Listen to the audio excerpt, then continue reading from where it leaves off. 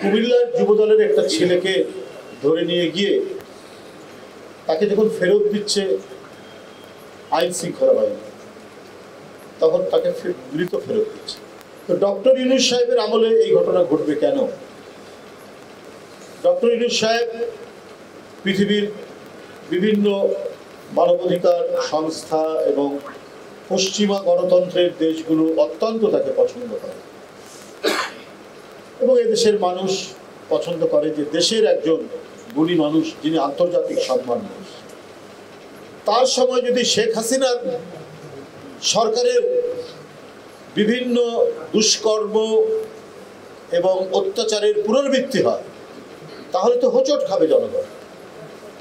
যদি ওই ছেলেটি অপরাধী হয়, তাকে গ্রেপ্তার করে আইনের আওতায় নিয়ে যেতে পারে, কিন্তু গ্রেপ্তার করে ভয়াবহ টর্চার করে মেরে ফেলে বাপ্পার কাছে ফেরত দেওয়া, এটা এই আমলে হবে কেন? আমরা অনেক বিষয় সরকার সমালোচনা করি, কারণ আমরা গণতন্ত্রের পথে, গণতন্ত্রের উত্তরণ আরও ঘটবে, একটা অবাধ সুষ্ঠু নির্বাচনের মধ্যে দিয়ে জনগণ তার সরকার গঠন করবে।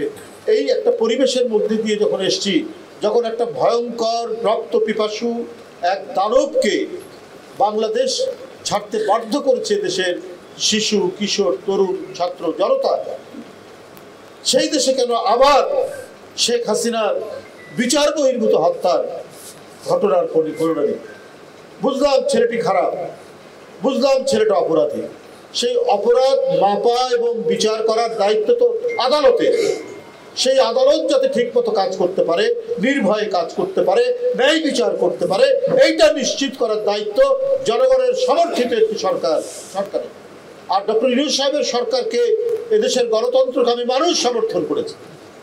হ্যাঁ, চাল ডালের দাম বাড়ছে, চালের দাম এখনো অনেক তীব্র, আবার কিছু কিছু জিনিসের দাম কমেও এসছে। আমরা তো এইভাবেই সমালোচনা করব। সরকারের ভালো পদক্ষেপগুলোর আমরা সমর্থন দিব, কিন্তু যেগুলো ব্যর্থ হচ্ছে সেগুলোর জন্য সমালোচনা করব। একটা গণতান্ত্রিক সরকার তো সমালোচনাকে গ্রহণ করা, বরণ করা, সেই বরণ করার মধ্যে দিয়ে সেই সরকারের শ্রেষ্ঠত্ব নির্ভর করে। তো ডক্টর ইউনূস নির্বাচিত সরকার না হলেও সমস্ত রাজনৈতিক দলের সমর্থিত সরকার, অর্থাৎ জনগণের সমর্থন আছে, কিন্তু সেই সরকারে আবার হাসিনার আমলের পুনরাবৃত্তি হবে।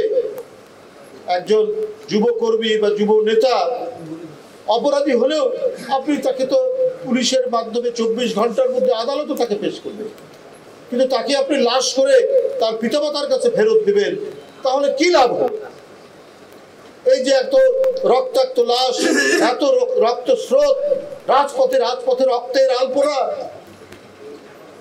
তাও কি আহাদের মতো 5 বছরের শিশু, ফারহানের মতো 17 বছরের কিশোর, মুগ্ধের মতো 18-19 বছরের একটি তরুণ প্রাণ, আবু সাইদ নির্ভীক চিত্তে নিজের শার্টের বোতাম খুলে যে শেখ হাসিনার পুলিশের গুলি বরণ করেছে, এই যে আত্মদান, এই আত্মদান তো একেবারেই ব্যর্থ হয়ে গেল।